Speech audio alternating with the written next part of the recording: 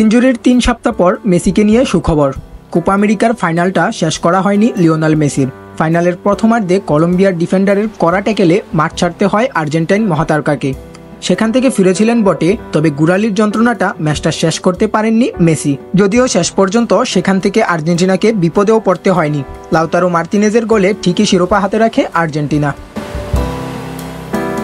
এদিকে ইনজুরির পর 3 সপ্তাহ পার হলেও এখন পর্যন্ত মাঠে দেখা যায়নি মেসিকে, এমনকি ক্লাবের সঙ্গে অনুশীলনেও নেই তিনি।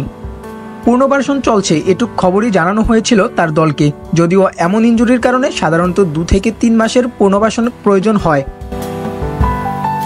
এরই মাঝে লিওনেল মেসিকে নিয়ে কিছুটা সুখবর পাওয়া গিয়েছে তার ক্লাব ইন্টার মায়ামির কোচ জেরার্ডো টাটা মার্টিনের পক্ষ থেকে।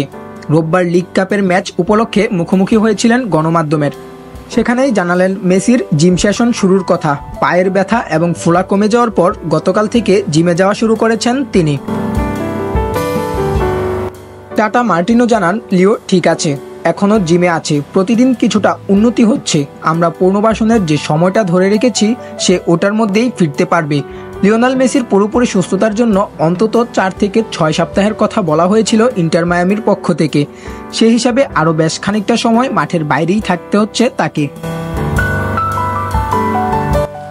এদিকে মেসির জন্য শুধু ইন্টার মায়ামি নয়, অপেক্ষা করছে তার দেশ আর্জেন্টিনাও। সেপ্টেম্বরেই বিশ্বকাপ বাছাই পর্বের 2টি ম্যাচ রয়েছে আর্জেন্টিনার। 5 সেপ্টেম্বর চিলি এবং 7 সেপ্টেম্বর কলম্বিয়ার বিপক্ষে মাঠে নামবে লিওনেল স্কলোনির দল। 2 ম্যাচের স্কোয়াড এখন পর্যন্ত ঘোষণা করা হয়নি, তবে স্কোয়াড ঘোষণার আগে শেষ মুহূর্ত পর্যন্ত মেসির অপেক্ষায় থাকবে আর্জেন্টিনা।